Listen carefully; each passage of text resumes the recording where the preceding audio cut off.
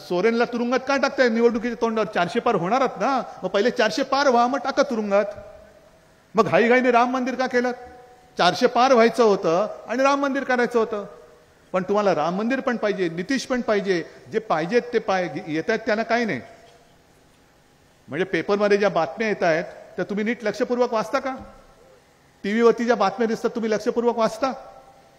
आज वृत्तपत्रात बातमी आली माझ्या गाडीमध्ये, तर मी कटिंग आणले महाराष्ट्र टाइम्समध्ये. मी मुद्दामून नाव घेऊन सांगतो, पहिल्या पानावरती 2 बातम्या आहेत. हा, हे आहे बघा. हे जरा चॅनलवर नीट दाखवा, नाही तर सगळ्यांना वाटेल. कारण भाजपला वाटतं सामना म्हटलं होती टीका आली. सामना म्हणते टीका नाही करत, ही बातमी बघा.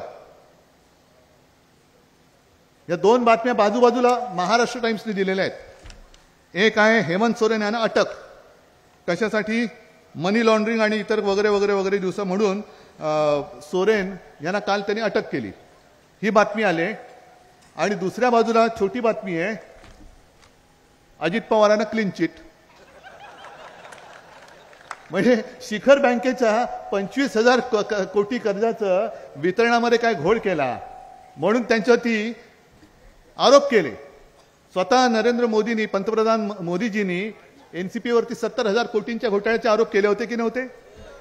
आणि 4 दिवसात गेले ना तिकडे. आता काय उपमुख्यमंत्री झाले, म्हणजे सोबत येत आहेत त्यांना आम्ही मंत्री करू, उपमुख्यमंत्री करू. ये मोदी गॅरंटी आहे,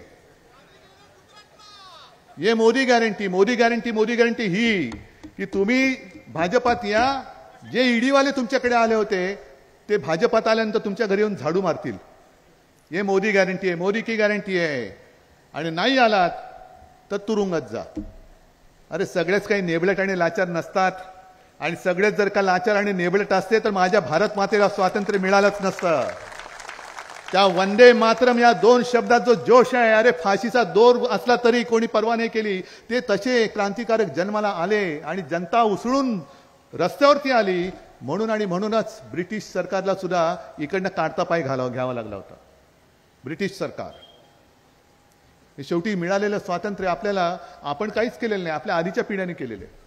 पण त्यांनी जर का बलिदान देऊन कष्ट करून आपल्याला स्वातंत्र्य मिळवून दिलं तर आपलं कर्तव्य नाही स्वातंत्र्य टिकवायचं. मी गेल्या वेळेला आलो होतो रायगडमध्ये, कारण आपली युती होती. मी त्यावेळेला मोदीजींचा प्रचार केला होता. पण मी असं कधी म्हणत नाही की मी प्रचार केला होता म्हणून मोदीजी पंतप्रधान झाले. पण 2014 साली आम्हाला अनुभव आला, 2019ला अनुभव आला. लोकसभा आल्यानंतर तुम्ही आम्हाला मस्का लावता. 2014 मध्ये सुद्धा साधारणतः जूनच्या पहिल्या आठवड्यामध्ये मोदीजींनी शपथ घेतली. केवढं तो एक स्वप्नव्रत वाटणारा क्षण होता. मी गेलो होतो, मी 2 वेळेला गेलो होतो. आणि विश्वास बसत नव्हता, समोर आपण ज्यांच्यासाठी प्रचार केला ती व्यक्ती पंतप्रधान म्हणून शपथ घेते. राष्ट्रपतींकडे गेलो होतो, प्रणव मुखर्जींकडे. आज माझा तुम्ही पक्ष चोरलात, या तुमच्या गावावाल्यांनाच विचारा, माझा पक्ष देऊन टाकला. अरे लायकी नाही तुझी, या सगळे हे जे माझं वैभव आहे ना ते दुसऱ्याला देण्याची तुझी लायकी नाहीये, पात्रता नाहीये. पण प्रणव मुखर्जींकडे मला घेऊन गेले होते पाठिंब्याच्या पत्रावरती सही करायला. त्याच्यानंतर कोविंद होते, त्यांच्याकडे घेऊन गेले होते. पण 14 साली मे जून पर्यंत आम्ही हिंदू होतो. पंतप्रधान हे झाल्यानंतर आम्ही काय धर्मांतर केलं? लगेच तुम्ही 2014च्या विधानसभा निवडणुकीत आमची युती तोडून टाकली. 2019 मध्ये पण तेच केलं. बरं, आता ते जे काय त्यांनी केलेलं आहे, मी काय मागितलं होतं त्यांच्याकडे? मी मुख्यमंत्री होईन म्हणून नव्हतं मागितलं. मी माझ्या वडिलांना म्हणजे बाळासाहेबांना वचन दिलेलं की मी शिवसेनेचा मुख्यमंत्री करून दाखवेन आणि तो मी पुन्हा करून दाखवेन. तुम्ही सोबत आहात म्हटलं की असे अनेकदा मी माझ्या शिवसेनेचे मुख्यमंत्री करून दाखवेन. आणि हे सगळं ठरलं 2.5 वर्षाचं. मग 2.5 वर्ष जर तुम्ही माझी अट मान्य केली असती, आता हा जो काय तुम्ही चोर बाजार मांडलाय तो मांडावा लागला नसता.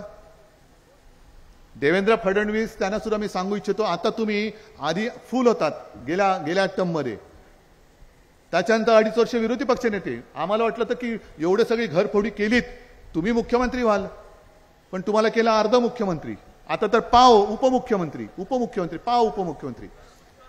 अरे दिमागदारपणाने मुख्यमंत्री म्हणून 2.5 वर्ष भोगली असतीत ना, कशाला चोरी केलीत तुम्ही? पण खोट्याच्या कपाळी सोटा आपल्याला घालावाच लागेल, हाणावाच लागेल. तो सोटा तयार आहे की नाही हे तुम्हाला मी विचारायला आलेलो आहे.